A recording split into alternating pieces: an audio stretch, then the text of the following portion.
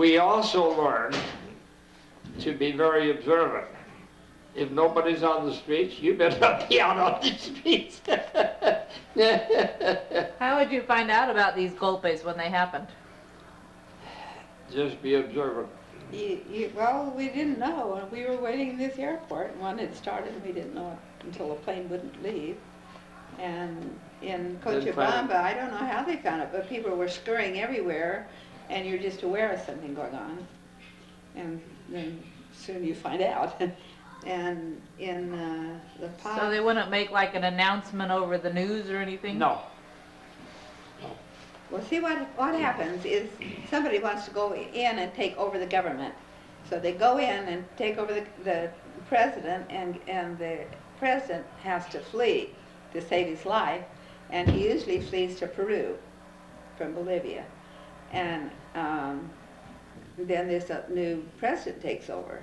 One went to Mexico City, and that's where they thought he had millions of dollars of money on him. He's taking with him to Switzerland or someplace. They say that in 9 months' time they could make enough money to support their family and all their relatives forever. Because they get money from the ministers under them, and it's I think. So everybody wants to be the president, even if it doesn't last for very long. So yeah. Bolivia has been bled white since the days of the first. They could be the richest nation. Since the first Spaniards arrived there, the whole place. Well, the mines at Potosi, we were told they'd mined enough silver out of the mines of Potosi to build a silver bridge all the way to Spain. Wow. Whether that's true or not, I don't know, but enormous quantities. That they have. But there sits Bolivia, like a beggar on a copper and everything. They're a rich place, but all their history.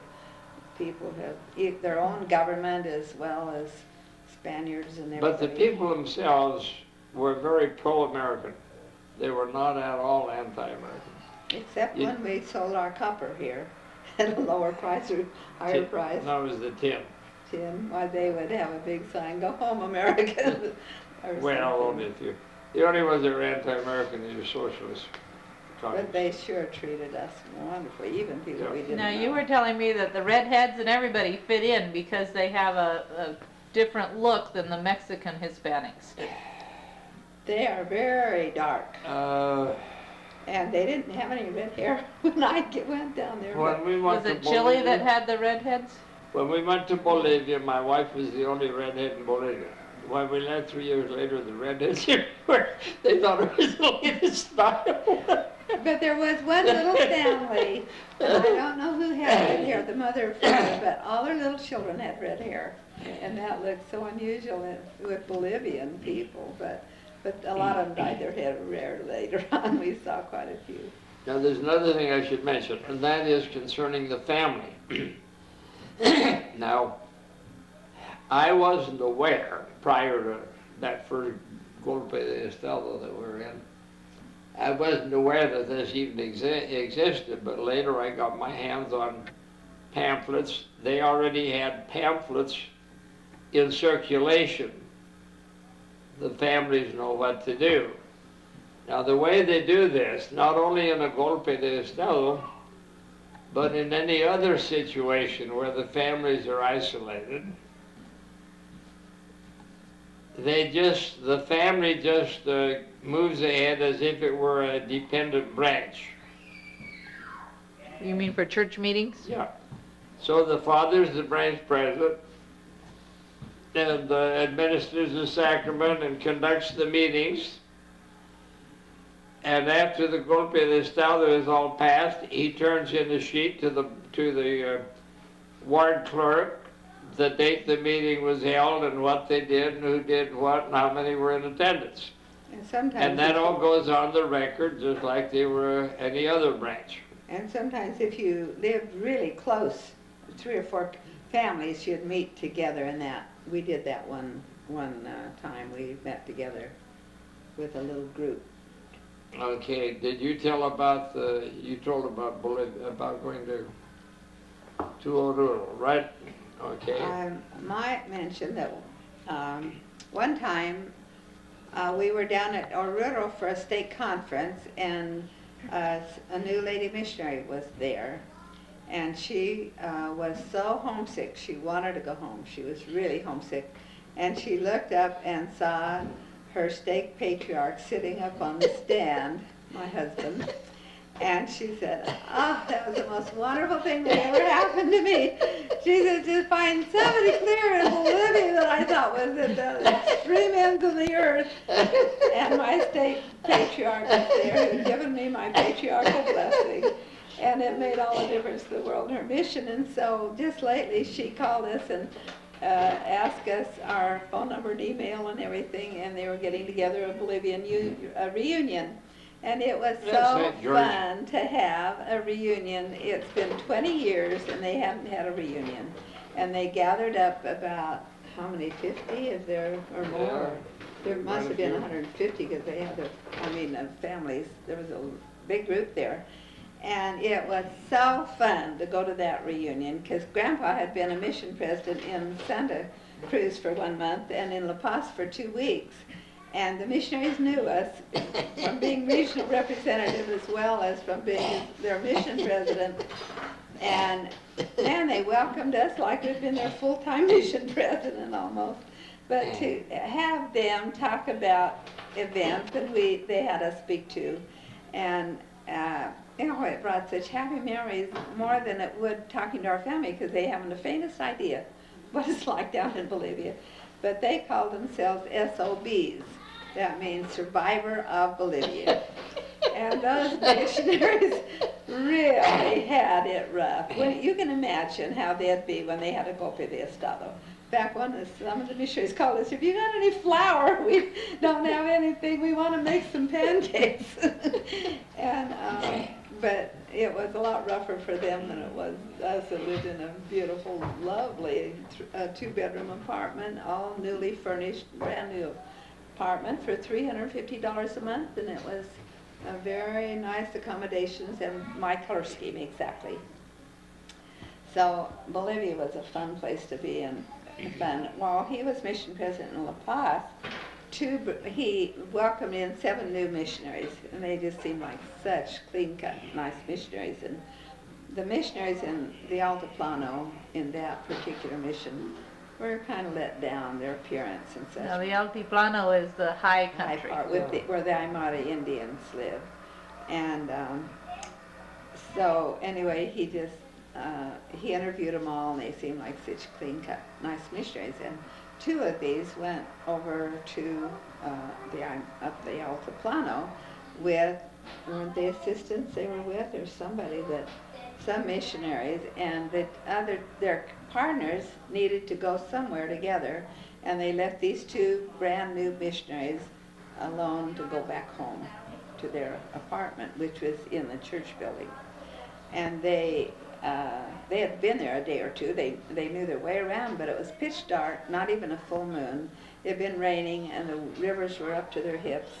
And they fell in the river. They fell in the river. They Up to their neck. walked through it. They didn't know it was there. And there was no sky, no star in the sky, no light of any kind by which they could see anything. And they walked home. They didn't know where they were until they found a cemetery, and they knew where that was from their apartment. And they finally got to their apartment, and they were all soaking wet, so they took all their clothes off and dried them all over with a kerosene heater. And they started writing their journals that this is how we knew exactly what happened up until they were asphyxiated from their stove, and they had a can there. They They were sick in their stomach, so they're throwing up in this can that they thought was from something they had eaten.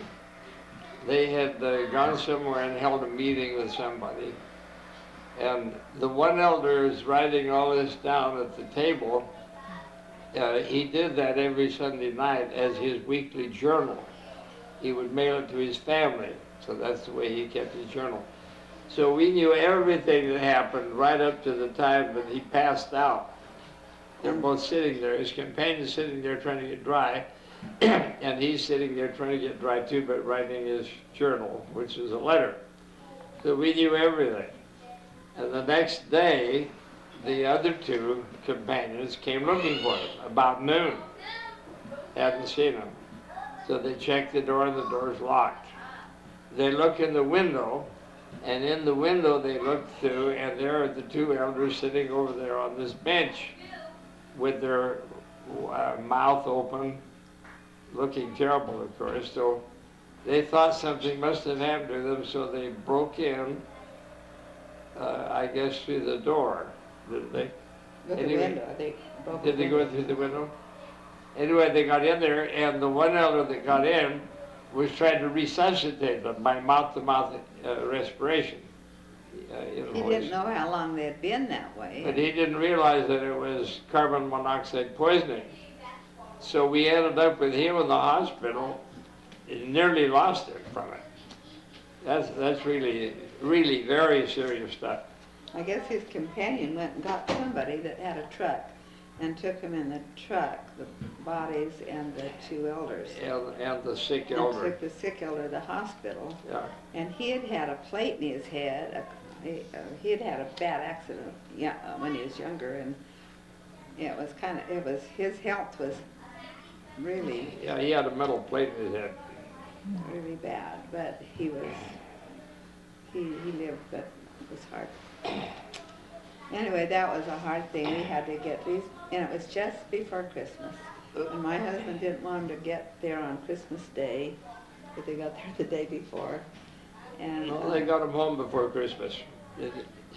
It really took some pulling, but we got them put together. We got them home before Christmas. because they don't embalm, and they had arranged to get them No. embalmed. And it was, but these two missionaries wanted to work together. But they said, we'll never have an opportunity to work together because we both came out at the same time. And so they had So they went to their new field of assignment together. they had a, what do you call that, a meeting, like a funeral, but without the bodies there, what you call that? Memorial service. Memorial service for them, and all the missionaries thought they were working together on the other side and had a dream fulfilled. Now that place is Suriquinha. Now I probably wouldn't have known very much about Suriquinha if it hadn't been for the fact that they had called me to be acting mission president there in the La Paz mission, while the regular mission president is in the United States for reasons of health, getting some medical attention. Now, at Suriquinha, they were all meeting in a little house. Their houses are about 8 feet wide by about 12 feet long. No windows, No but windows. one door. They do have a door, but no windows. Sometimes it has. And so they would meet in there with the door open and get as many in there as they could, and that's where they were holding their meeting. So they got permission to build a chapel. So at the time that they called me to be, at the very outset,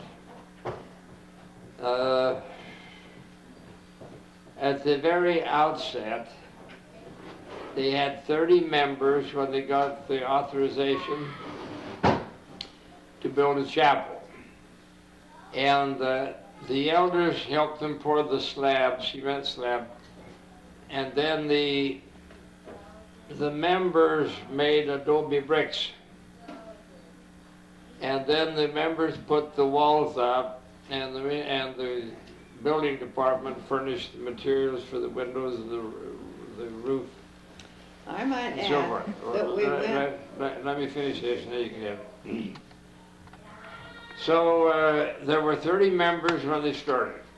When they got the adobes all made and the chapel built, there were 130 members.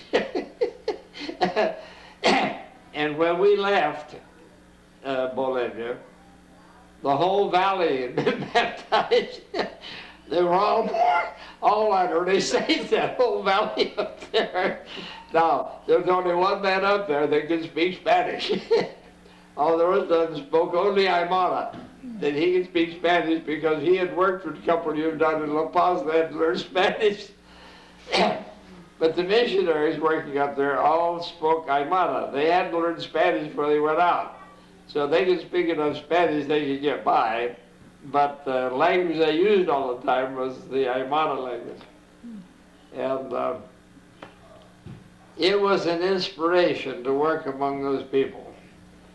In that stake, in the stake up on the Altiplano, in La Paz there were 3 stakes while we were there, or by the time we left. And the highest of the 3 up by the airport is up by the Altiplano. And they were nearly all Aymara Indians. The stake patriarch and his wife were 100% Aymara Indian. They didn't have a drop of European blood in them. And they were a little darker than that table right there. They're about the color of dark chocolate. You know, you get a box of dark chocolate candy.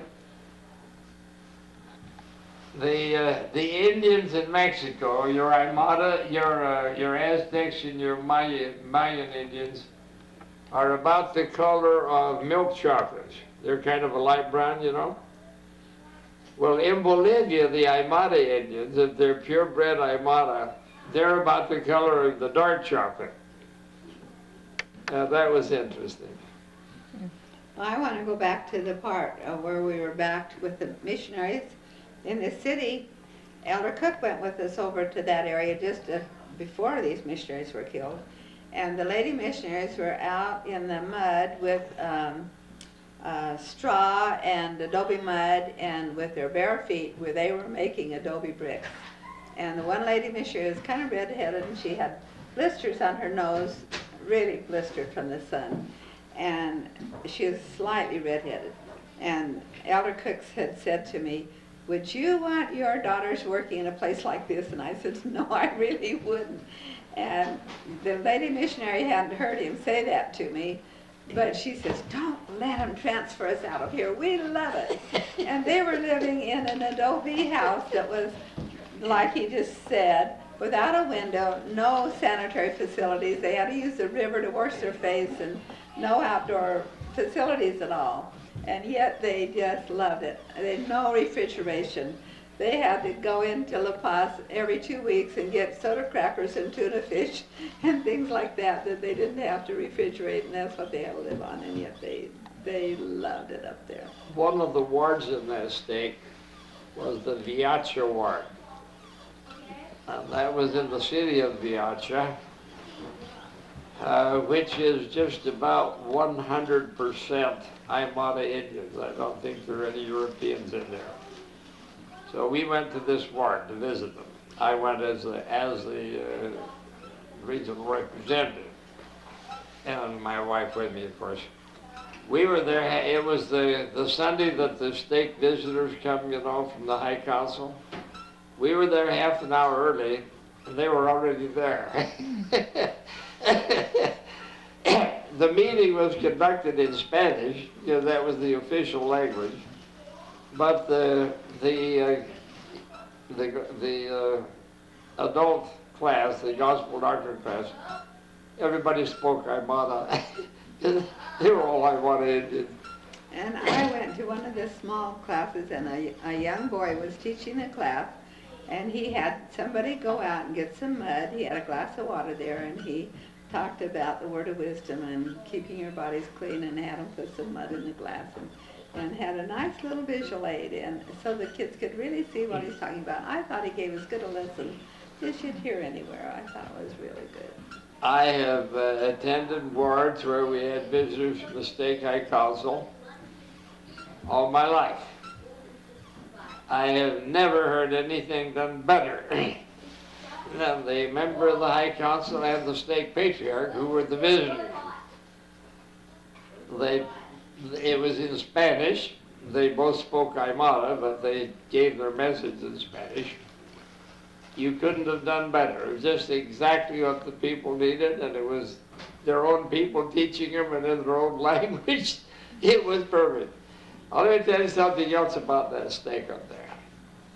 Now, when we left, we were transferred to Bolivia in just before April conference of 1982.